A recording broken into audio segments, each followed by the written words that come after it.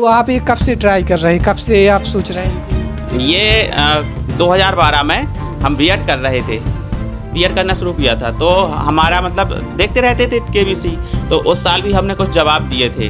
तो क्या हुआ कि वहाँ पर से कॉल आई, लेकिन उसमें हमारा एक सवाल गलत निकल गया, तो उस साल नहीं हुआ। लेकिन उस साल के बाद हम लगातार लगे रहे इसमें कि कभी भी होगा, हमें लगातार इसमें प्रयास करते रहना है। आप 2012 से 2023 तक 22 तक आप ऐसी क्या गलती करते रहे कि जो आपको सिलेक्शन नहीं हुआ, या आपको क्या समझ में आ रहा है कि कहाँ हम गलती करते रहे? उसमें क्या होता है कि करोड़ों लोग प्रतिभाग करते हैं, जो रजिस्ट्रेशन होता है, जो हमने सवाल बताया, एक सवाल पूछा जाता है, उसके द्वारा रजिस्ट्रेशन होता है, उसमें करोड़ों लोग प्रतिभाग करते हैं। तो करोड़ों लोगों में उनको बहुत कम लोग चुनने पड़ते हैं, मतलब लगभग 10-15 सप्ताह जितना चलता होगा उनका, उसमें उतने ही लोगों को चुना जाता है। तो उसके लिए वो लगभग हमारे हिसाब से लकी ड्रॉ या जो भी चलता होगा उसी के अनुसार चुना जाता है। तो आपका जब लक काम करेगा तभी आपको उसमें लगभग चुना जाएगा।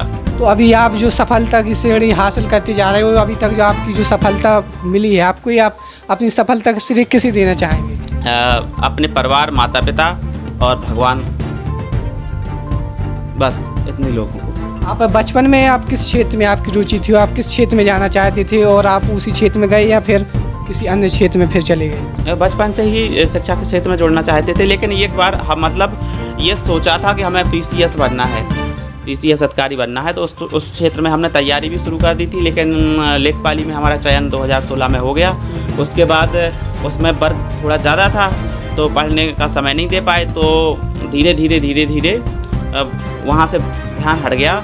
लेकिन हमारा शिक्षा के क्षेत्र में लगाव था, तो 2018 में जब ये भर्ती निकली, तो हमने फिर इसमें फॉर्म डाला और इसमें हमारा हो गया। तो हमने वहाँ से हट के यहाँ से पर आ गए। आप लेखपाल में कितने पोस्टिंग और आपने कितने दिन बिताए नौकरी में?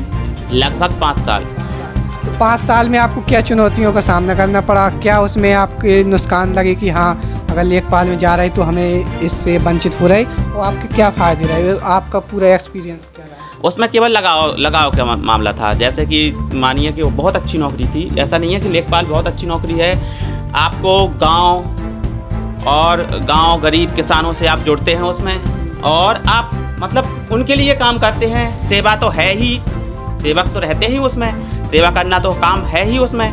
लेकिन जब आप उनसे जुड़ते हैं तो आप मतलब समझते हैं कि समाज कैसा है, किसानों को क्या तकलीफ़ है, उनकी तकलीफ़ कैसे दूर कर सकते हैं हम लोग, उनका काम कितने जल्दी कितने अच्छी तरीके से कर सकते हैं, और उनको तकलीफ़ ना हो हमारे द्वारा जो काम होते हैं उनको कितने जल्दी करके उनको मतलब जितना लाभ पहुंचाया जा सकता है पहुंचा सकते हैं हम अपने। आपको कुछ चुनौतियां सामना नहीं करना पड़ा कुछ कि दोनों पक्षों से आया कुछ, तो ऐसे आप किस्सा कोई है? बहुत सारी चुनौतियां रहती हैं। ऐसा है कि जब फील्ड से जुड़ी हुई नौकरी है वो, और उसमें बहुत सारी परेशानियां रहती हैं। ऐसा है कि वो सेवा क्षेत्र था जिसमें चुनौतियां थी, लेकिन कुछ ऐसी चीज़ें होती हैं जो मतलब बताई नहीं जा सकती यहाँ पे। कई बार रहता है कि ये बहुत सारी घटनाएं हुई उसमें, लेकिन वो सब थोड़ा वैसी रहती हैं कि बताना थोड़ा।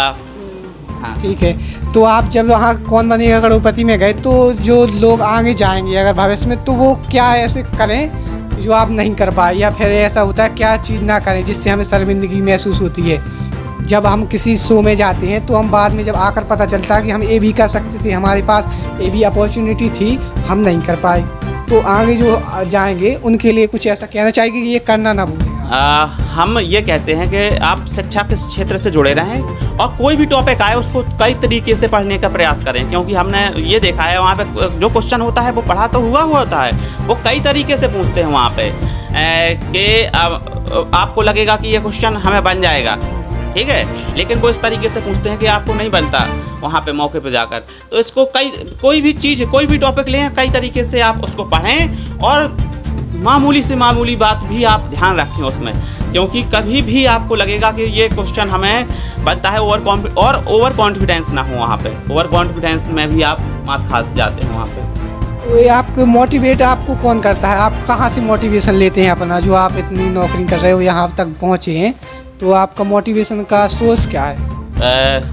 ये है कि जो हम जब सफल लोगों को देखते हैं अपने सामने, तो सफल लोगों से ही हमें मोटिवेशन प्राप्त होता है कि ये मतलब सफलता के लिए लगातार मेहनत करते रहिए।